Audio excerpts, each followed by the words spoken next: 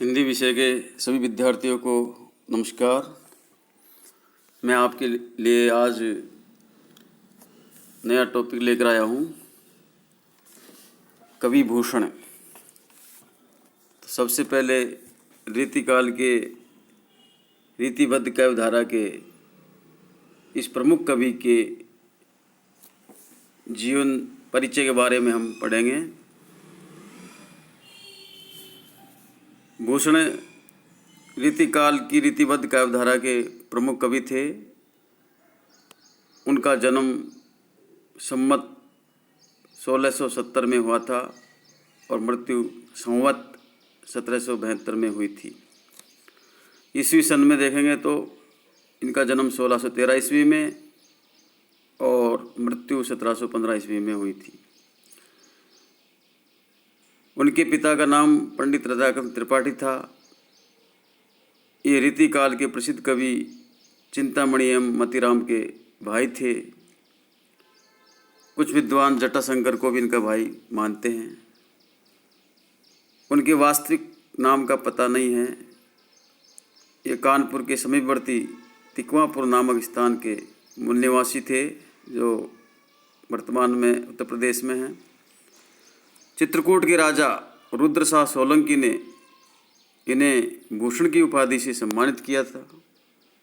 तभी से ही ये भूषण उपनाम से प्रसिद्ध हो गए। ये जाति के कान्यकुब्ज ब्राह्मण थे।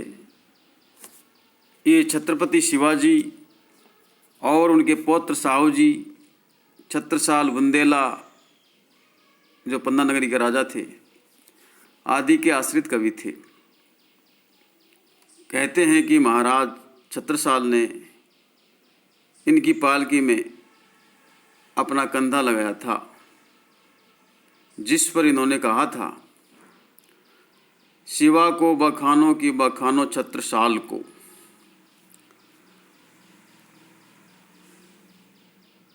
ऐसा कहा जाता है कि इन्हें एक एक छंद पर शिवाजी से लाखों रुपए मिलते थे। भूषण कवि रीतिकाल के कवियों में अपनी वीर से उत्प्रोत रचनाओं के लिए विख्यात है। काव्य ग्रंथ या काव्य कृतियाँ। भूषण के द्वारा रचित काव्य ग्रंथियों के बारे में यहाँ चर्चा करेंगे। महाराज शिवाजी के आश्रय में इन्होंने शिवराज भूषण, शिवा बावनी और छत्रसाल की प्रशस्ति में इन्होंने छत्रसाल दशक नामक ग्रंथों की रचना की। ये तीनों ग्रंथ प्रकाशित तथा उपलब्ध है। इनके अतिरिक्त 3 ग्रंथ और माने जाते हैं, भूषण उल्लास, दूषण उल्लास और भूषण हजारा। इनमें से कोई भी ग्रंथ उपलब्ध नहीं है। इसके साथ ही विद्वानों का एक अन्य वर्ग अलंकार प्रकाश और छंदो हृदय प्रकाश के रचयिता मुरलीधर भूषण नामक कवि को तथा इन्हें एक ही मानता है, किंतु इस मान्यता की पुष्टि के लिए अभी ठोस प्रमाण उपलब्ध नहीं है। शिवराज भूषण अलंकार ग्रंथ है। इसमें 105 अलंकारों का निरूपण हुआ है, जिनमें 99 अर्थालंकार, 4 शब्दालंकार और शेष 2 चित्र और शंकर नामक अलंकार है। इसके उदाहरण वीरस से परिपूर्ण है। इस ग्रंथ की रचना 1673 ईस्वी में की गई।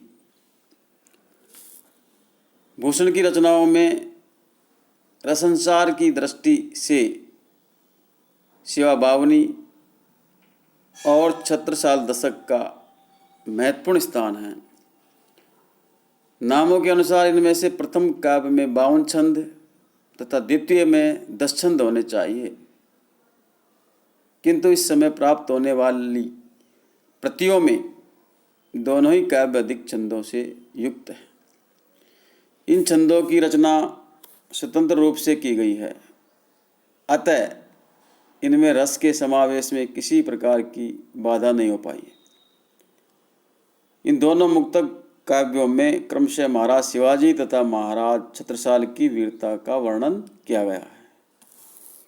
ये दोनों मुक्तक ग्रंथ है।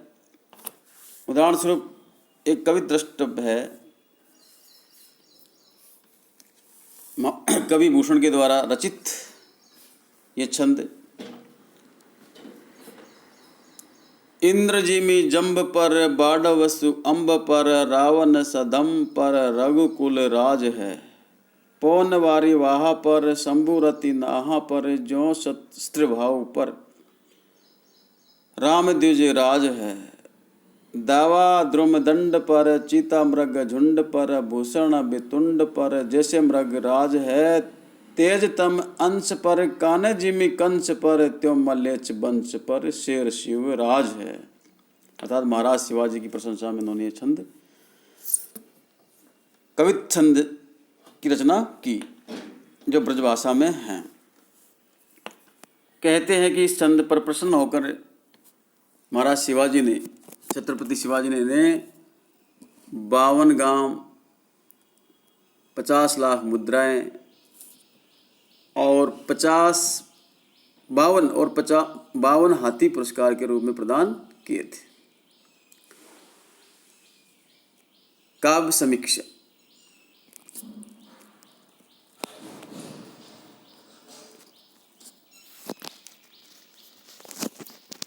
समूचे रीति काल में भूषण का व्यक्तित्व सबसे अलग और विशिष्ट है। इस काल में वीरस की कविताएं तो अन्य लोगों ने भी लिखी, पर श्रृंगार या नायिका भेद का मुख वीरस की ओर मोड़ने का श्रेय भूषण को है।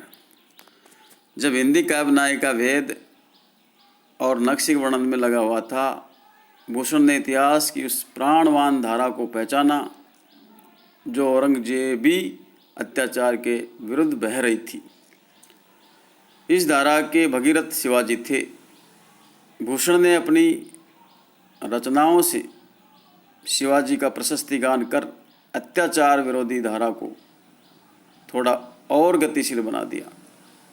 प्रशस्तिकार तो और भी थे, पर उनकी प्रशस्तियों का मूल आधार ही झूठा था। भूषण की प्रशस्तियां जातीय जीवन की पक्षधर और अत्याचार के विरुद्ध सक्रिय थी। अतः भाषा की गड़बड़ी के बावजूद उनकी वीर द्रपोक्तियां जनता की जबान पर है। भूषण वीरस के ही कवि थे।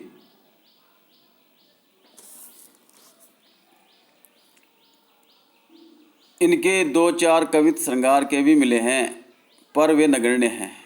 कवि भूषण के वीरस के उद्गार अपनी ओज गुण संपन्न भाषा के कारण जन जन के हृदय की संपत्ति बन गए। उनकी कविता कवि कीर्ति संबंधी एक अविचल सत्य का मानदंड एवं दृष्टांत है। जब तक देश को युद्धों का सामना करना पड़ेगा, तब तक भूषण कवि की वाणी देश के जीवन को प्रेरणा देती रहेगी।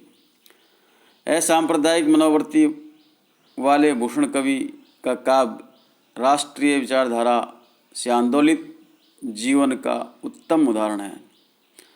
भारतीय साहित्य में वीर चरित काव्य लेखकों में भूषण का नाम सदा सम्मान्य रहेगा। वास्तव में भूषण एक वीर रस वर्णन कुशल कवि के साथ ही इतिहास के संरक्षक राष्ट्र निर्माता थे। भूषण का काव्य भारतीय राष्ट्रीय चेतना का प्रतीक है। आधुनिक दृष्टिकोण से चाहे उन्हें राष्ट्रीय कवि न कहकर जातीय कवि कहा जाए, किंतु उस समय की परिस्थिति को देखते हुए उनकी कविता राष्ट्रीयता से ओतप्रोत ही मानी जाएगी। उन्होंने अपने काव्य में ऐतिहासिकता का भी पर्याप्त पालन किया है। रीतिकाल के श्रृंगारिक वातावरण में श्वास लेते हुए भी उन्होंने वीरस के काव्य का सर्जन किया है। वीरस के अनुकूल उनकी भाषा भी अत्यंत ओजस्वी एवं प्रभावपूर्ण है। उनकी भाषा ब्रजभाषा है। उनकी भाषा में अवधी, बुंदेली, अरबी, फारसी, तुर्की के शब्द भी मिलते हैं। कहीं कहीं खड़ी बोली जैसी सपाट बयानी भी मिलती है। अपभ्रंश भाषा के मेल में उन्होंने वीररस को अपनी कविता में स्थान दिया है। भूषण के काव्य की रचना दोहा, कवित, सवैया आदि छंदों में हुई। अलंकार का प्रयोग करते समय उन्होंने स्वाभाविकता और कृत्रिमता दोनों का ही परिचय दिया है। भूषण आचार्य रूप में असफल किंतु कवि रूप में सफल थे। तो ये थी कवि भूषण के बारे में जानकारी। आशा करता हूँ इससे सभी विद्यार्थी लाभान्वित हुए होंगे, उनका ज्ञानवर्धन हुआ होगा। और मेरा YouTube चैनल देखते रहिए अन्य वीडियो के लिए। धन्यवाद। हनुमान प्रसाद मीना, सहायकाचार्य, राजकीय महाविद्यालय बयाना, भरतपुर।